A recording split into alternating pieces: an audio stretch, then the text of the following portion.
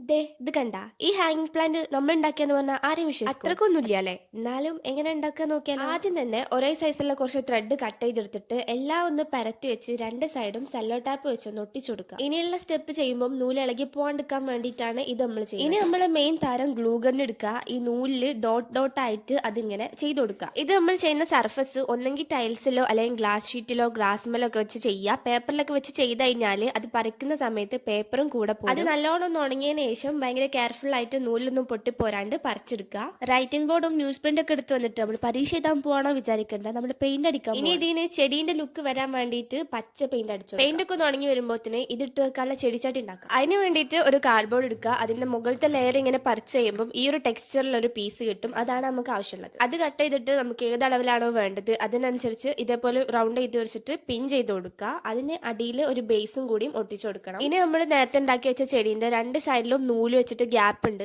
അതിൽ ഒരു സൈഡിലത്തെ നൂല് കട്ട് ചെയ്ത് കൊടുക്കുക. മറ്റേ സൈഡിലത്തെ നൂലാണ് നമുക്ക് ചെടിച്ചട്ടിന്റെ ഉള്ളിൽ വെക്കാറുള്ളത്. ഇങ്ങനെ നമ്മൾ നേരത്തെ ഉണ്ടാക്കി വെച്ചതൊക്കെ നമുക്ക് ഇഷ്ടമുള്ള അളവിൽ അറേഞ്ച് ചെയ്ത് കൊടുത്താൽ നമ്മൾ ചെടിച്ചട്ടി ഫൈനൽ ലുക്ക് എങ്ങനെയുണ്ടെന്ന് കമന്റ് ചെയ്യാം.